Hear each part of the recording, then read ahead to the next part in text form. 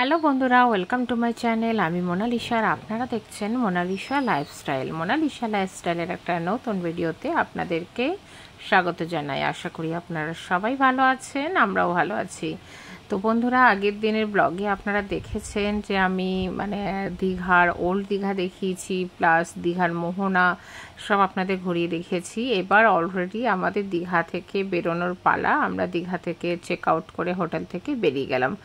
তো দীঘায় অ্যাকচুয়ালি এবার আমরা যাব মন্দারমণি। দীঘায় আমাদের দুদিনের ছিল ট্যুর। দুদিন বলতে আমরা যেদিন গেছি সেদিন সন্ধেবেলা পৌঁছেছি, সেদিন রাত্রে, প্লাস পরের দিন সারাদিন, তারপরের দিন সকালবেলা আমরা ওখান থেকে চেক আউট করে বেরিয়ে গেলাম। তো বেরোনোর সময় এটা দেখুন, জাস্ট রাস্তার ভিউটা, মেঘটা এত সুন্দর, একদম পুরো সেই বলে না তুলোর পেঁজার মতো মেঘ, একদম দারুণ মেঘটা ছিল, আর একদম সাদা হয়ে তুলোর মতো এত ভালো লাগছিল। সেই জন্যই সেই ভিউটাও আপনাদের কাছে একটু শেয়ার করলাম। এইবার আমরা এখান থেকে শঙ্করপুর বিচ, তাজপুর বিচ হয়ে যাব মন্দারমণি। তো মন্দারমণিটাও তো অসাম। নেক্সট ব্লগে আরও ভালো আসবে আমাদের মন্দারমণির ব্লগ, পরে কালকে আরও ভালো আসবে। আর মন্দারমণির ব্লগে বন্ধুরা, ওখানে অ্যাকচুয়ালি আমরা যাব আমাদের 15th ইয়ার্স অ্যানিভার্সারি, সেটারও ব্লগ থাকবে। তো দেখুন, এবার আজকে আমি যখন যাচ্ছিলাম মন্দারমণিতে, রাস্তা এটা জাস্ট শঙ্করপুরের আগে, জেলেরা মাছ ধরছে, দেখুন কত নৌকার এখানে, আর এত সুন্দর ভিউটা, মানে এখানে সবই বিচ আর সবই সমুদ্র, রাস্তা, জাস্ট প্রত্যেকটা সিন হচ্ছে অসম, মানে দারুণ দেখতে। আর দেখুন এখানে সেই নদীর ছোট যেগুলো বলে না গাং মৌরলা বা কিছু, এইগুলো ওই জেলেরা মাছ ধরছে, এখান থেকে ধরে ধরে এখানে এনে রাখছে, রেখে ফটাফট আগে বরফ করছে, বরফ দিয়ে মাছগুলো দিয়ে আর নিয়ে চলে যাবে।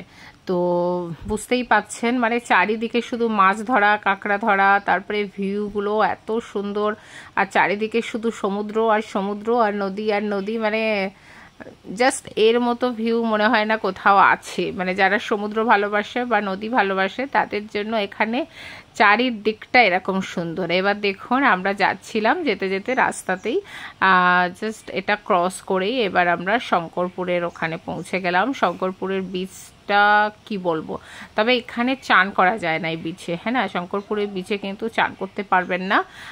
এখানে কিন্তু খুব খরস্রোতা, মানে ঢেউটা যেন মনে হলো খুবই বেশি। আর এখানে যে পাকার যেই এগুলো করা আছে, এখানে এখন নদী উত্তাল বলে, মানে নদীর ঢেউটা খুব বেশি। এটা কমে গেলে কিন্তু হয়তো কিছুটা ওই দিকটা মানে চান টান কেউ করতে পারে, কিন্তু আমরা বুঝলাম না, কেননা এখানটা তো পুরো পাকা, পুরো প্লাস্টার করা। তারপর বসার যে জায়গাগুলো সেগুলোতেও পুরো জল এসে যাচ্ছে। মানে আমরা একটু চেষ্টা করছিলাম উপরটায় উঠে একটু দাঁড়িয়ে ভিডিও বানানোর, কিন্তু কোনো রকমই সুযোগ পাচ্ছিলাম না। যেই দাঁড়াচ্ছি আর ফটাফট এই জলটা যতটা আপনাদের দেখে মনে হচ্ছে যে নর্মাল, ততটা কিন্তু নয়, ও ফটাফট এসে পুরো ভিজিয়ে দিয়ে যাচ্ছে একবার। আমরা তো সত্যি কথা বলতে 2-1 বার এরকম ট্রাই করতে করতে পুরো ভিজেই গেছি। এবার আমরা ভাবলাম একটু ওই দিকটা যাই। একটা ফ্যামিলি, দেখুন আমি তখন নর্মালি একটা ভিডিও বানাচ্ছিলাম, তো আমি অবশ্য একদমই মানে না বুঝতে পেরে ভিডিওটা বানাতে বানাতে দেখুন এরা হট করে এই ভাইয়াটার পুরো জুতোটা চলে গেছে, আর ও পিছন পিছন ছুটছে। আমি তখন ক্যামেরাটা সেট করতে পারিনি, আমরা সবাই চিৎকার করছি যে যেও না। দেখুন আবার পরের ঢেউয়ে জুতোটা তুলে দিয়ে গেছে, অলরেডি ও ভিজেও গেছে। এরাও জাস্ট ঘুরতেই গিয়েছিল। তো এটা জাস্ট মানে কি বলবো, এটা খুব রিস্কি, প্লাস মানে ভয়ঙ্করও, মানে এবং খুব মজা লেগেছে হয়তো আমাদের যে জুতোটা পরের ঢেউতে দিয়ে গেছে, কিন্তু এটা কিন্তু খুব রিস্কি ছিল, কেননা ও যেভাবে যাচ্ছিলেন ওই ভাইয়া যে নিচের দিকে, ওটা কিন্তু যে কোনো সময় মানে একটু অসাবধানবশত পা স্লিপ করে গেলেও পড়ে যেতে পারতো। প্লাস জুতোটা কিন্তু পরের ঢেউতে দিয়ে গেছে, এটা একটা ভালো জিনিস। ওরাও মানে হয়েছে। আর আমিও দেখে, আমি তখন ক্যামেরাটা সেট করব কি করব, ক্যামেরা অলরেডি আমার চলছিল, সেই জন্য ভিডিওটা হলো, নাহলে ওইটুকুনির এতে এই প্রাকৃতিক এইগুলোতে কিন্তু ন্যাচারাল জিনিস ভিডিও করা ক্যাপচার করা খুব মুশকিল, কারণ এগুলো তো সেকেন্ডের মধ্যে হয়ে যায়, তাই না জিনিসগুলো। তো এটা হচ্ছে উদয়পুর নয়, এটা সরি শঙ্করপুরের বীচ ছিল, তো দারুণ দেখতে। আর ওখান থেকে যখন বেরোলাম দেখুন তাল গাছ, তারপরে নারকেল গাছ, বলে না সমুদ্রের ধারে নারকেল গাছ হয়, তো সত্যি প্রচুর নারকেল গাছ তাল গাছে ভরা। আর এটা হচ্ছে মেরিন ড্রাইভ, যেটা অ্যাকচুয়ালি সমুদ্রের ধারে যে রাস্তা, সেই রাস্তাটাকেই অ্যাকচুয়ালি মেরিন ড্রাইভ বলছে। তো এই রাস্তাটা দেখুন কি সুন্দর, পাশে রাস্তা আর এদিকে সমুদ্র, মানে সমুদ্রের পাশেই রাস্তা। তো এটা জাস্ট অসাম ছিল এই ভিউটাও, মানে এইটাকেই বলছে মেরিন ড্রাইভ। তো এটা জাস্ট দারুণ, এটাও একটু আপনাদের কাছে না শেয়ার করলে নয়, সেই জন্য শেয়ার করলাম। এবার দেখুন আমরা মেরিন ড্রাইভ হয়ে মানে শঙ্করপুর থেকে সোজা চলে গেলাম তাজপুরে। তো তাজপুরটাও খুবই ভালো ছিল, তবে মানে সবই বিচ, তাজপুরটাও হচ্ছে নিরিবিলি। দেখুন কি সুন্দর, একদম 4-5টা ঘোড়া একদম লাফাচ্ছে এরকমভাবে পুরো ইয়েটা করা। তো আপনাদের কাছে এটাই শেয়ার করলাম যে মানে যদি সত্যি সত্যি দীঘা থেকে আপনারা তাজপুর শঙ্করপুর যান, তো ওখান থেকে কিন্তু আপনারা একটা মানে অটো করে বা মেশিন ভ্যান করে অনেকেই এদিক থেকে ওদিক ঘুরছে। এবার আমাদের কাছে যেহেতু গাড়ি ছিল, আমরা দীঘা থেকে পুরো ডাইরেক্ট যাওয়ার সময় মানে মন্দারমণি যাওয়ার পথেই এগুলো পড়ে। তো মন্দারমণি যাওয়ার পথে আমরা দেখুন শঙ্করপুর তাজপুর সব হয়ে আমরা মন্দারমণি ঢুকছি। বেশিক্ষণ না, আধা ঘন্টা 40 মিনিটের মধ্যেই সব এগুলো আপনার রাস্তার মধ্যেই পড়বে। মানে দীঘা থেকে মন্দারমণি জাস্ট 40 মিনিটস লাগবে হয়তো, তার মধ্যেই এই বীচগুলো। আর দেখুন এটা পুরো কচ্ছপ, মানে অনেকগুলো কচ্ছপ দিয়ে একটা স্ট্যাচু করা। তাজপুরটাও খুব সুন্দর, তবে অনেক রিসর্ট হয়েছে। উদয়পুরে থাকা, শঙ্করপুরে কিন্তু থাকা যাবে না, তত রিসর্ট নেই, ব্যাস বিচগুলো আছে সুন্দর দেখার। কিন্তু তাজপুরের এখানে কিন্তু অনেক রিসর্ট আছে, এখন নতুন নতুন হয়েছে। আর এইটা একটা দেখুন, এটা নাকি জলে মানে আজকেই ভেসে এসছে এবং ওনারা বলছেন, কেউ বলছে তিমি মাছ, কেউ বলছে ভিডিওতে যতটা দেখাচ্ছে আপনাদের ক্যামেরাতে তার থেকে অনেকটা বড় অ্যাকচুয়ালি এটা। তো জানি না কি, আমার ছেলে বলল এটা তিমি নয়, এটা অন্য কিছু। তো অন্য কি সেটা বুঝতে পারলাম না, তবে ওটা নাকি আবার পরের ঢেউ থেকে চলেও যাবে। মানে যারা ওখানে ছিলেন ওনারাই বলছিলেন যে এটা পরের ঢেউতে আবার চলে যায়।